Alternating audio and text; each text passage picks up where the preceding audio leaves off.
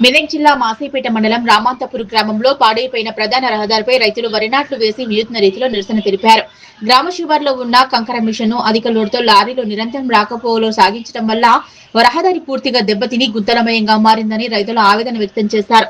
గ్రామానికి ప్రధాన రవాణా మార్గంగా ఉన్న ఈ రహదారిపై రోజు వందలాది మంది గ్రామస్తులు, రైతులు, విద్యార్థులు ప్రయాణిస్తున్నప్పటికీ సంబంధిత అధికారులు పట్టించుకోవడం లేదని వాపోయారు. వర్షాలు కురుస్తున్న నేపథ్యంలో రహదారిలోని గుంతలు నీటితో నిండిపోవడంతో ప్రమాదాలు జరిగే అవకాశాలు పెరిగాయన్నారు. ముఖ్యంగా ద్విచక్ర వాహనదారులు, ఆటో డ్రైవర్లు తీవ్ర ఇబ్బందులు ఎదుర్కొంటున్నారన్నారు. కంకర మిషన్ నుంచి అధిక లోడ్తో వెళ్లే లారీల కారణంగానే రోడ్డు ఈ స్థాయిలో దెబ్బతిన్నప్పటికీ సమస్యలను పలుమార్లు మిషన్ యజమాని దృష్టికి తీసుకెళ్లినా ఎలాంటి స్పందన లేదని రైతులు విమర్శించారు.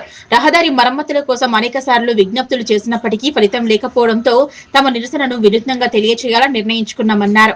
ఈ కార్యక్రమంలో రహదారులు ఏర్పడిన గుంతల్లో వరి నాట్లు వేసి నిరసన తెలిపారు. రోడ్డు పరిస్థితి ఎంత దారుణంగా ఉందో అధికారుల దృష్టికి తీసుకెళ్లేందుకే ఈ కార్యక్రమం చేపట్టామని రైతులు పేర్కొన్నారు. వెంటనే రహదారి మరమ్మతులు చేపట్టడంతో పాటు అధిక లోడ్తో రాకపోకలు సాగిస్తున్న లారీలపై చర్యలు తీసుకోవాలన్నారు. ఇప్పటికైనా సంబంధిత శాఖ అధికారులు స్పందించి గ్రామ ప్రజల సమస్యలను పరిష్కరించాలని, లేకపోతే మరింత తీవ్ర స్థాయిలో ఆందోళన చేపడతామన్నారు. మా ఊరు నుంచి మా పొలాల వద్దకు పోయేటందుకు దారి ఇది. మా ఊరు పక్కకు కిషోర్ ఉంటుంది, శ్రీశైలం యాదవ్ది.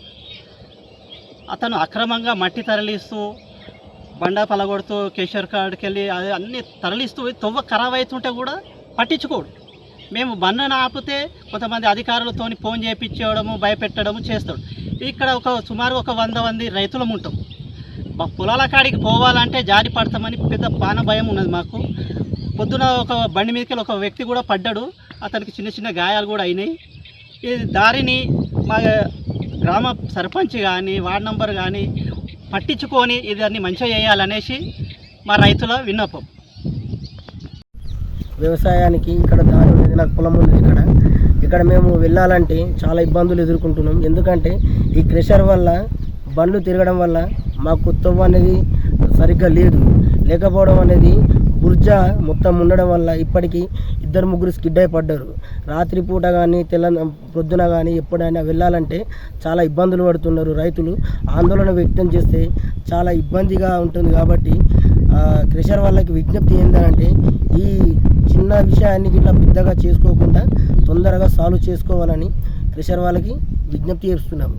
ఆందోళన వ్యతిరేకంగా ఉంటుంది. ఇంకా వల్ల రోడ్ల మీద బురజ కావడంతో మొత్తం రోలు కావడంతో నాట్లు గిట్ల వేయడం అనేది రోడ్లపైన నాట్లు వేసే పరిస్థితికి తీసుకొస్తారు ఈ క్రెషర్ వాళ్ళు.